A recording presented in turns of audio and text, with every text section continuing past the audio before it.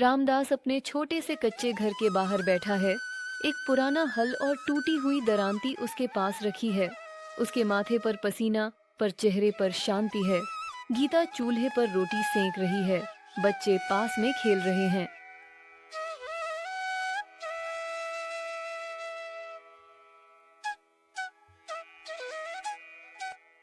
रामदास जी, आज खेत की मिट्टी बड़ी कड़ी हो गई है।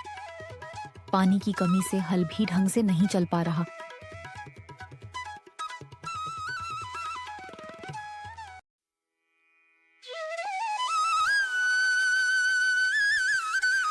हाँ गीता, परिश्रम से मिट्टी भी मान जाएगी। मेहनत करने वालों के लिए धरती माँ कभी बेकार नहीं होती।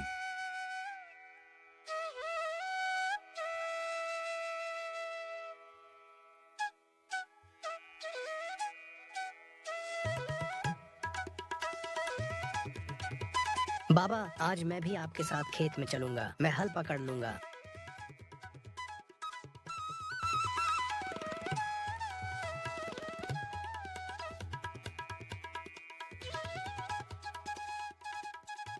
अम्मा, देखो ना, भैया तो बस बहाना ढूंढ रहा है स्कूल से भागने का। सब हंस पड़ते हैं। वातावरण हल्का और स्नेहपूर्ण हो जाता है। कोई बैलगाड़ी हाँक रहा है, कोई तवे पर बाजरे की रोटी सेक रहा है। बच्चे तालाब में नहा रहे हैं। गांव का बुजुर्ग पंडित जी मठ के बाहर पूजा कर रहा है।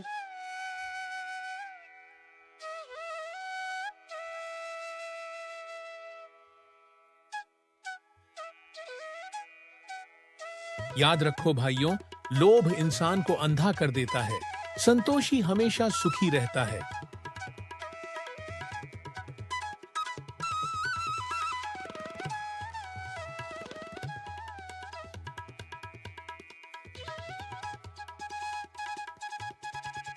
रामदास खेत की ओर जाने की तैयारी कर रहा है। गीता उसके लिए पानी की मटकी और सूखी रोटी का डिब्बा बांधती है।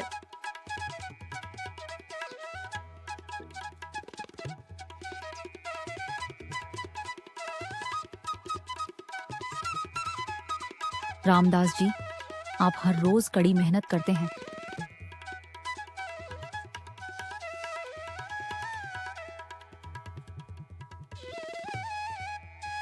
पर आमदनी फिर भी इतनी कम है कि बच्चों की पढ़ाई मुश्किल से चल रही है।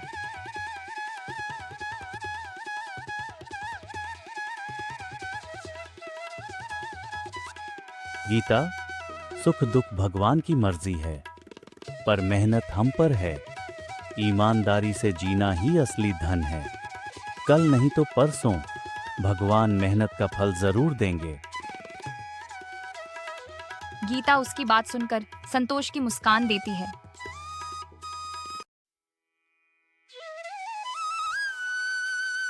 रामदास अपने बैल के साथ खेत में आता है।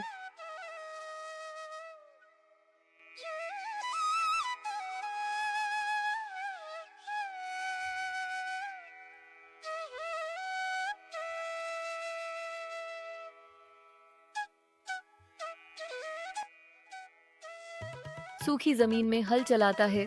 बैल धीरे धीरे चल रहे हैं। उसके माथे से पसीना बह रहा है, पर चेहरे पर धैर्य है।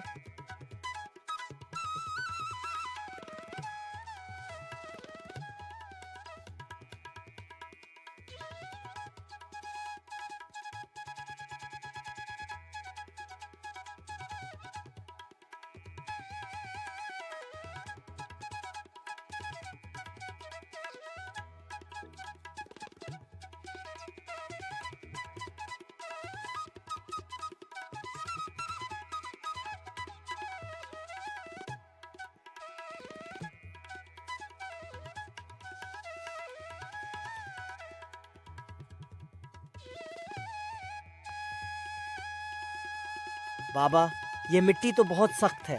कब तक हल चलाएंगे?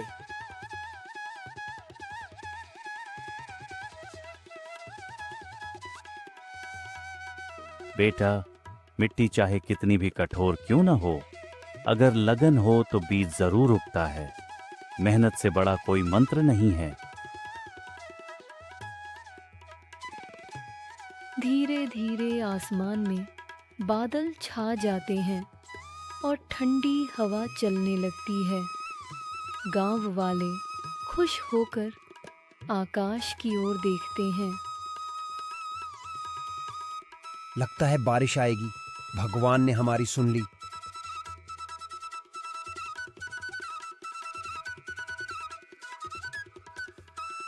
पर भाई, साहूकार हरिराम कह रहा था कि बिना उसके बीज नहीं खरीदे कुछ तो उगेगा ही नहीं। उसके बीज तो सोने जैसे हैं। रामदास पास खड़ा यह सुन लेता है, लेकिन चुप रहता है। उसके चेहरे पर चिंता की झलक आती है। साहूकार हरिराम अपने आलीशान सोफा पर बैठा हुक्का गुड़गुड़ा रहा है। पास ही उसके साथी लेखाकार लालचंद हिसाब किताब की बड़ी बड़ी बहियां खोलकर बैठे हैं।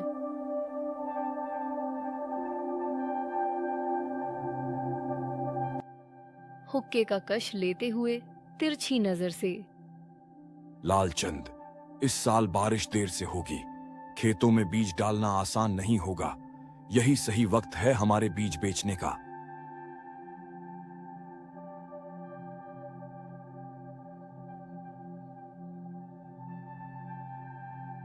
बिल्कुल मालिक, गांव के आधे किसान पहले से ही आपके कर्जदार हैं। अगर उन्हें कह दो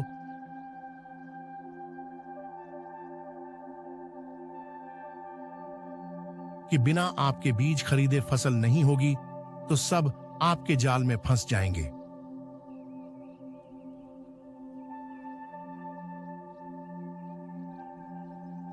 हंसते हुए, हाँ, लोभ का खेल यही तो है। भूखा आदमी अनाज के लिए कुछ भी करेगा, और किसान तो बेचारा पेट और कर्ज के बीच पिसा हुआ है। पृष्ठभूमि में डरावना सा संगीत बजता है।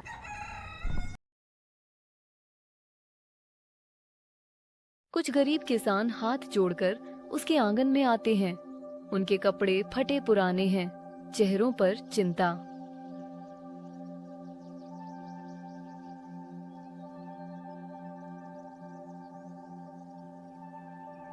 सेठ जी, बारिश नहीं हो रही, घर में अनाज नहीं बचा, बीज भी नहीं है।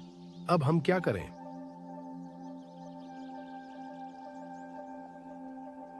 धीरे धीरे उठकर बनावटी हमदर्दी से, अरे भाइयों, घबराओ मत। सेठ हरिराम तुम्हारा अपना है। देखो, मेरे पास नए बीज आए हैं, सोने जैसे बीज। इन्हें बो दोगे तो दोगुना अनाज उगेगा।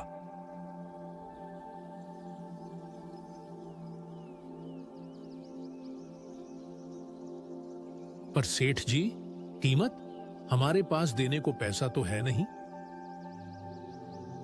मुनीम को इशारा करते हुए, अरे पैसा अभी मत दो, अभी ले जाओ बीज। फसल कटे तो दोगुना लौट आना, इतना तो चल ही जाएगा।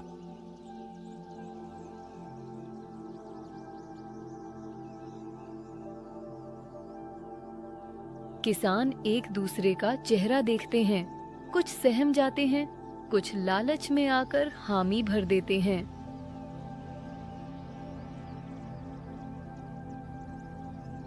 ठीक है सेठ जी, हमें बीज दे दीजिए। अगर सच में फसल दोगुनी हुई तो हमारी किस्मत बदल जाएगी। मन ही मन मुस्कुराता है। यही तो चाहता हूं। लोभ इंसान को बांध देता है। एक बार फंस गए तो निकलना नामुमकिन।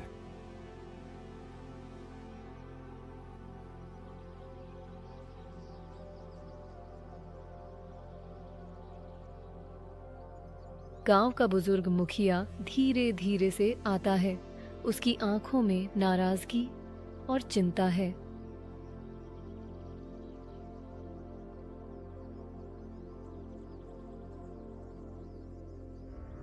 हरिराम, किसानों को इस तरह कर्ज और लालच में मत फंसाओ। बीज अच्छे बुरे नहीं होते, खेत मेहनत से उपजते हैं। गांव वालों को बर्बाद मत करो।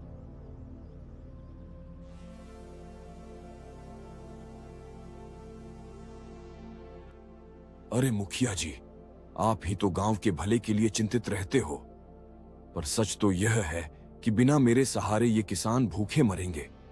अब मेरी दया न होती तो क्या ये लोग जी पाते?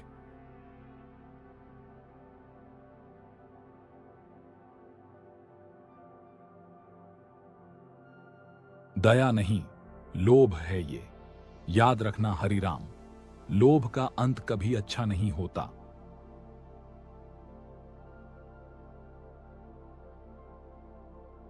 साहूकार हंसकर हुक्का पीता है और किसानों को बीज बांटने का आदेश देता है।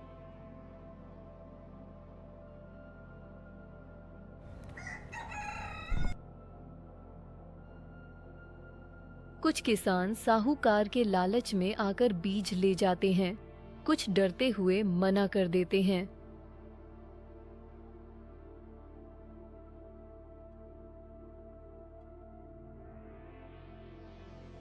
इस पूरे समय रामदास कहीं दूर से यह सब देख रहा है। उसके चेहरे पर चिंता और गहरी सोच है।